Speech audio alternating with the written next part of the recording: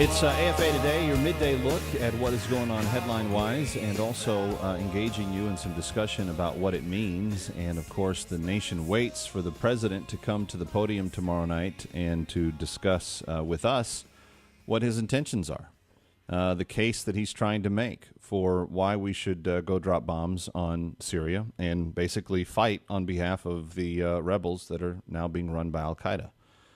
Very surreal thought, isn't it? That we would, here on the 12-year anniversary, is it 12-year?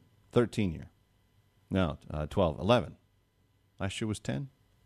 I'm off. Nope, 12-year. 12-year anniversary of 9/11, that we would be considering dropping bombs on behalf of al-Qaeda. It's just a strange thought to me, friends. Sorry, I observe these things, and I'm a naturally curious person.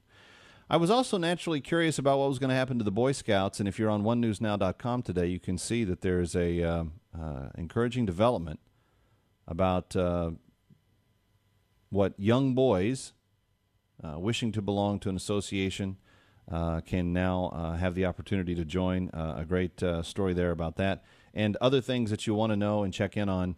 As you go through your day. It's one of those places where you can get a really quick snapshot of everything that kind of impacts the world of the faith and family values person, and pretty simple to put on your regular read list, and then you're kind of caught up to speed in nutshell version on many, many things that are going on. 888-589-8840 is my number, and I'm curious about the principled stand of the progressive as I see it. See, I'm often confused by these. John Kerry, for example, Secretary of State, voted in favor of authorizing President Bush to use force in Iraq when he had 2 UN resolutions and a coalition of about 48 countries, and his Secretary of State had presented evidence that was even printed in newspapers in terms of what we believed the Iraq regime was up to, et cetera, et cetera. Then he said, nope, I disagreed with his use of it, and I vehemently told him so after I voted that he could use it. So we got the famous phrase, I was against it before I was for it, or against it after I was for it, or was for it after I was against it, or something along those lines. But that was John Kerry's stance in Iraq. He came back from Vietnam saying American soldiers are beheading people and setting them on fire and doing all kinds of atrocious things, electrical, testicular charges being done, connected to radios in the form of reminiscent of Genghis Khan. And it turned out that most of that wasn't even true either. Now he is the one that is out saying, trust me, trust me, trust me, trust me. We've got it all right. We've got to go drop bombs on Syria. And there's no evidence of anything that can be proven to be exclusively the Syrian regime. Dennis McDonough of the White House was asked about this yesterday on one of the talk shows. And his answer, he was asked by Candy Crowley, of all people, from CNN. CNN, a network that is generally, favorable to the administration, easy to work with in their from the way they think. And she's just like, can you give us some evidence as to what we would need to understand about why? And the answer was, well, any person of common sense can see, blah blah blah. And then he reiterated some of the same talking points without any evidence that we've been hearing from Secretary of State Kerry for the last couple of weeks. And so, in essence, what D.C. is asking us is, please take a huge assumption on our word. Trust us. We're good for it. Just on our word. Trust us. We've done the research. We know the truth. And I don't think it's a partisan thing. I just think it's a common sense thing. People after the last couple of wars are saying, well, could you show us a little something?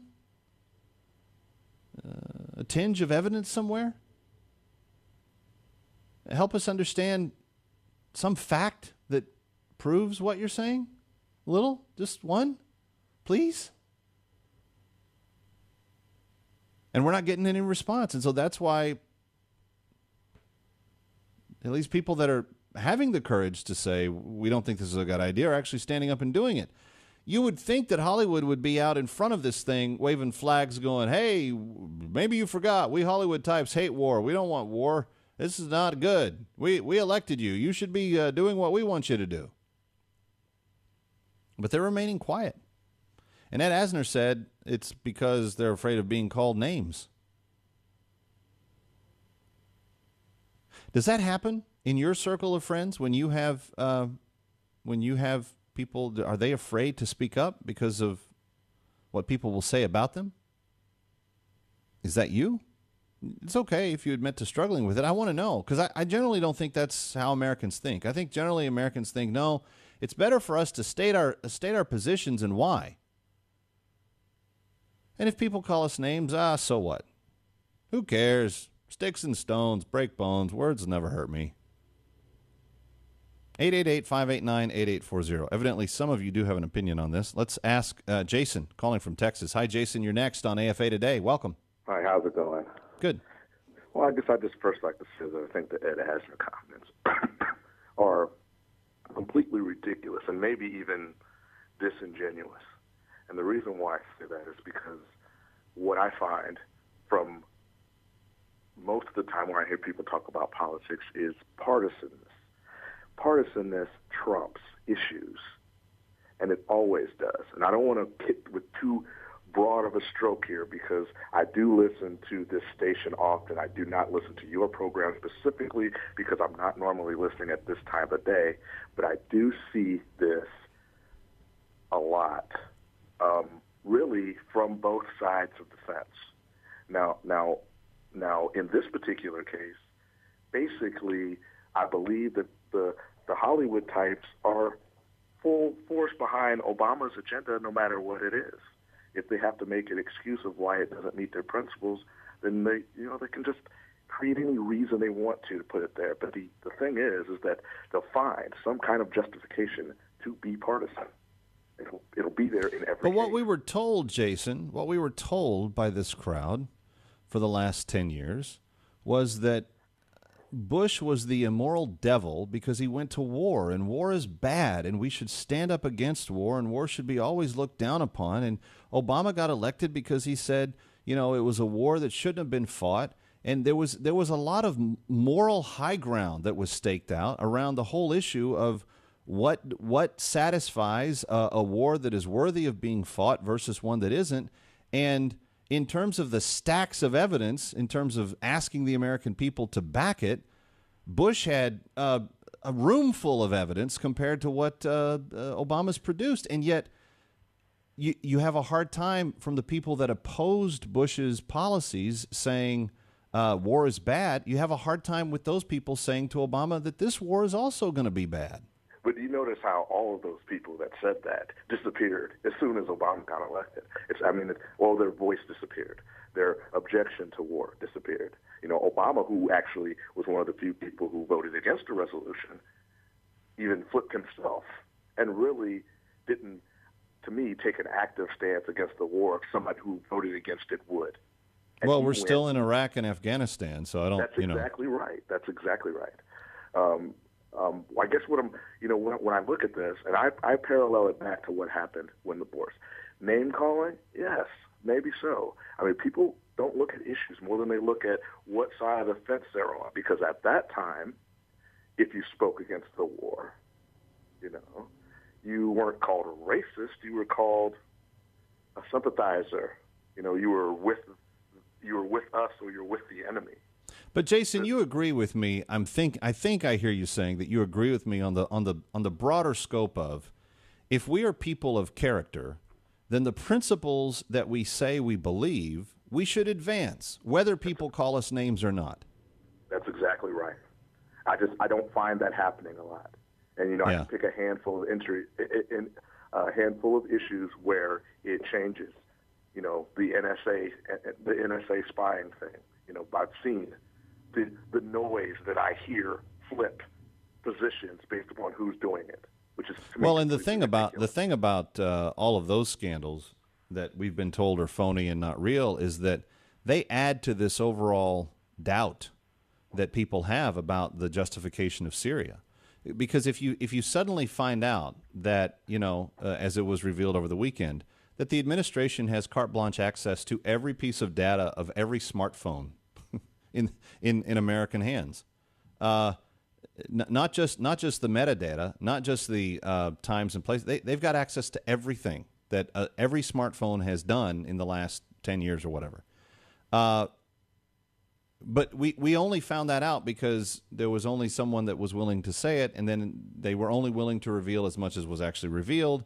And every time a little bit more would get revealed, then they would. And so that picture of an administration that's only telling you what they're required to tell you is now demanding, trust us, trust us, trust us. And I don't think the 6 out of 10 people that CNN are saying that oppose the war, I don't think that's all Republicans. I don't think the country is populated by 60% Republicans. And there's a lot of Republicans saying we should go to war. So I think this is a truly new kind of defining moment for where the people are. And people are going, how do I feel about this? And what's the evidence that's been presented? And is this a right or wrong thing to do? And the typical voices that would be very anti-war are just nowhere to be found.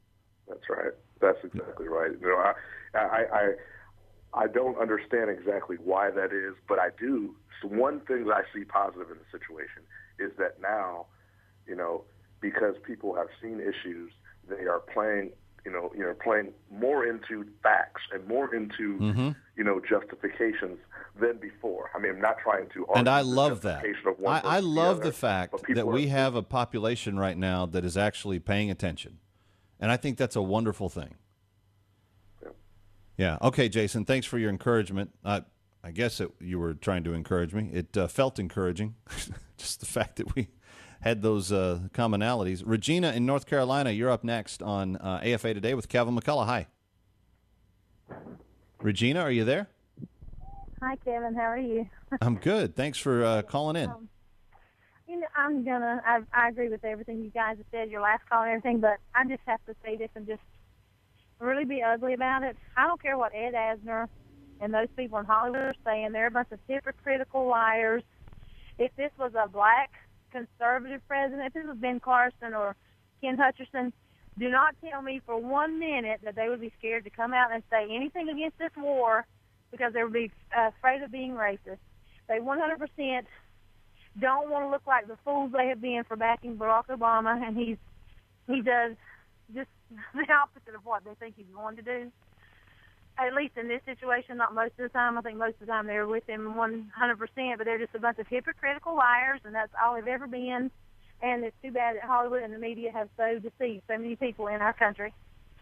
And that's what I want to say, because I don't for 1 second believe they'd be scared of saying something against this war if there was conservatives in the White House, no matter what race he is or what the color of his skin is. I guess the accusation of being a racist can only be applied to people that criticize liberal African Americans. Because if you criticize conservative African Americans, what you're saying is they wouldn't be seen as that at all. They would just be seen for fighting their good fight, whatever they believe that is. Yes, I believe 100%. That's exactly how they would be. It's only if you're attacking a minority liberal, just like you said. All right. The conservative liberal, they really don't have that big much of a problem with it. Regina, thank you for that observation. I hadn't thought about that, and you beat me to the punch, so good job. Michelle in Texas, you may be our final caller today. Hi. Hello? Michelle, are you there? Oh, yes. Hello. How Hi. are you doing? Welcome. You're on AFA Today with Kevin McCullough. Oh, my God. It's awesome. I listen to you every day. God bless you. Thank you. And I love your opinions. Thank you. I just want to say I was hearing last week the show after you, Brian. Brian Wilson. Brian Fisher. Yes. And they say, I'm sorry, I'm disabled, so if you don't understand me, apologize. He said something about Obama signing off on this, possibly, and that he's involved in this bombing. in Syria? Or That our chemical? administration had something to do with the chemical attack? Mm-hmm. That's what he's saying. I did not hear Brian say that, but I would be interested in knowing what the source was that he had for that. Yes, I would love to hear more on it. And I was hoping that you would be able to research that. I will take a look at it, Michelle. Thank you for the heads up. Thank you for the call. Yeah, if there was anything that had the tint of that happening, I would think there would be more than one media outlet that would be picking it up if they could verify it. So maybe the fact that it hasn't been widely touted might have something to do with the quality of the information coming to us in that. But either way, I know that Brian Fisher will be loaded with information for you because he captains the good ship Focal Point every afternoon coming up next. And, only the way that the Silver Fox can. So I hope that you'll stick with us on AFR Talk throughout the afternoon. Kevin McCullough, glad to be with you. And much more coming up tonight on the Kevin McCullough Show. If you do not join us regularly, please check it out on your local stations for broadcast times. But we've got some interesting stuff today, including a new, very vicious crime that was committed in New York that brings some significant parallels to the discussion of race and why we choose to, the media at least, demonstrate sympathy in some cases and not in others. Plus, a Sudanese woman taking a stand demonstrating why we can't trust Al-Qaeda and what their agenda is. All that and more coming up tonight on the Kevin McCullough Show. Check local listings for a station near you. Kevin McCullough saying, I hope you have a great afternoon. And as I said, Brian Fisher and Focal Point on the way here on AFR Talk. The views and opinions expressed in this